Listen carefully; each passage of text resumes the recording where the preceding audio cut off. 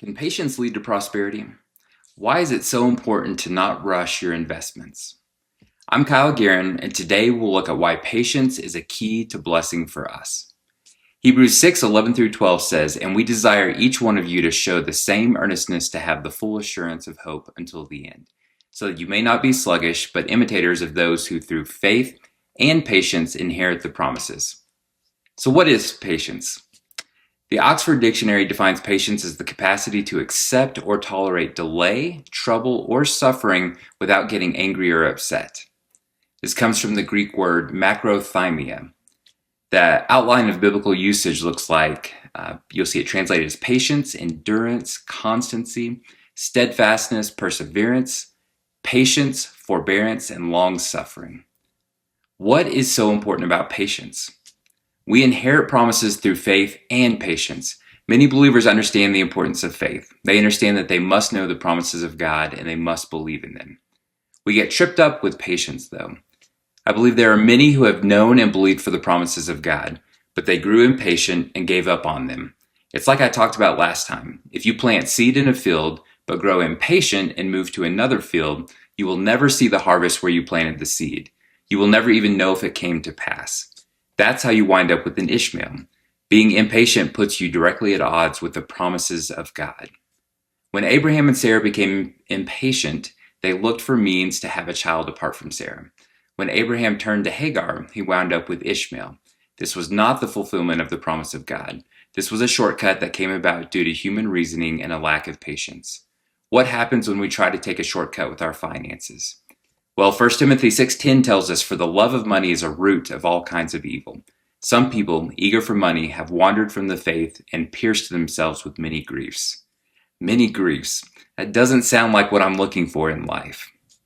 And Proverbs 13:11 tells us, "Wealth gained hastily will dwindle, but whoever gathers little by little will increase it."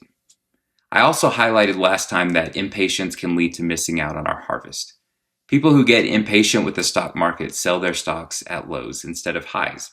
People who get impatient with the real estate market sell before prices have rebounded or hit the highs that were coming. The same is true for cryptocurrency and every kind of investment you can think of. People who are looking to get rich quick turn and walk away sadly when it doesn't happen.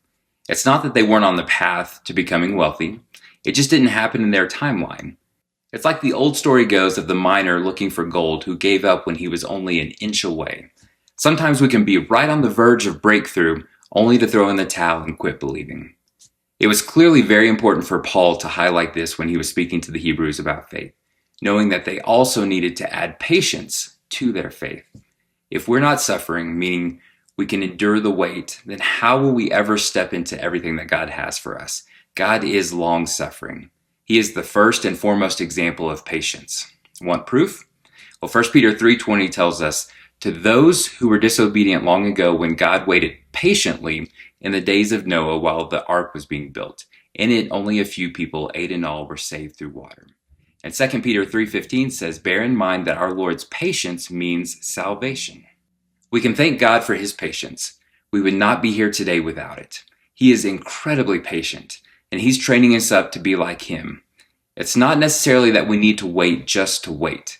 We need to wait on his timing. God has given us the gift of time.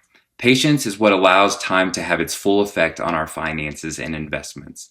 The last thing we want to do is uproot our investments or run off to another field before it's time. Harvest requires that investors be patient until the fruit appears, just like farmers must be.